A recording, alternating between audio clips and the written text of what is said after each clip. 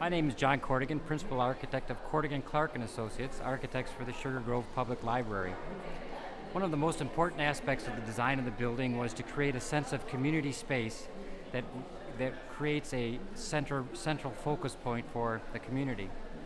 People will come to the library, of course, to do the normal functions of borrowing books and meeting other people, but in addition to that, we want it to be an attractive point for people to come for other things, community meetings, coming to the cafe, learning about community events. And ultimately, we want this to be a central focus point for the community in Sugar Grove as a whole. As a resident of Sugar Grove, I'm proud to have been able to be part of the design of the building and look forward to it growing with the community into the future. The central reading room is a tall space with windows for natural light that make it conducive to reading. The massing of the building, the clear stories that you can see on the exterior of the building are evident on the inside. On the interior are one of the elements that bring abundant daylight into the space, making it a place that encourages lingering and exploring and just being here. At the end of the hall is a quiet reading room adjacent to the fireplace, which makes for a much more intimate space that in the winter months will be able to curl up next to books. Many people have said that they find this to be the most welcoming space in the building. They are looking forward to curling up with a good book and staying all day. The windows in the quiet reading room, which were designed to suggest the varying patterns of grain in a silo, actually create a changing play of light in the space that will make it fresh and interesting throughout the day.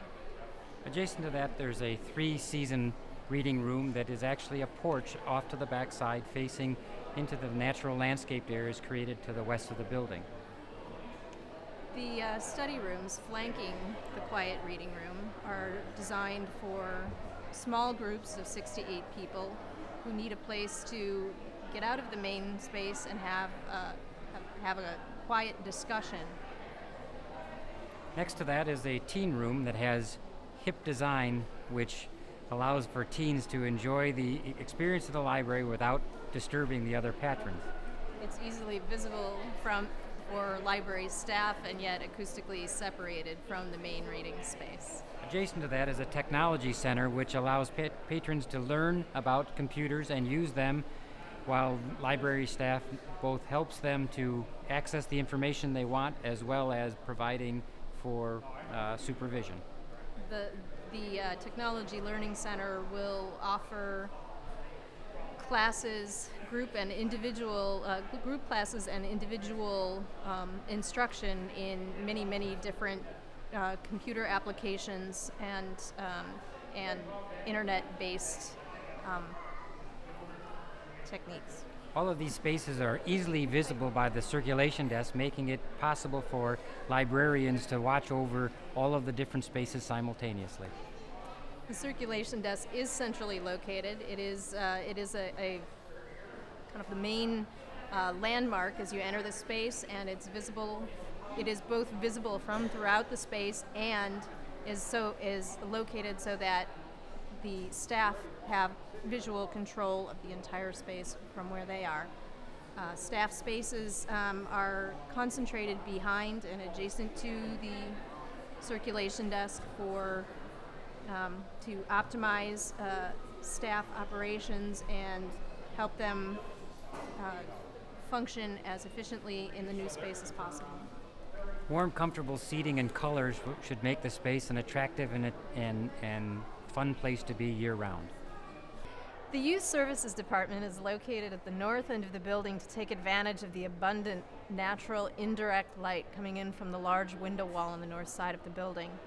It's an open space, light and airy, filled with not only the latest in youth reading and media materials, but also access to internet, interactive furniture and playthings on the walls for kids of all ages. It's designed to be a space that children will grow to develop a sense of ownership in the library and feel comfortable coming here for the rest of their lives. It features a separate, acoustically separated story time room that will accommodate large story reading sessions, as well as different types of craft and arts activities. There are a variety of seating furniture types in that space that that are flexible so that the kids can move them around themselves, but that can be put away when the youth services librarian needs a more structured environment. The youth services desk is immediately outside the storytime room, so that the staff at that desk have direct visual contact with the rest of the department at all times and can monitor from the desk what's going on in the storytime room.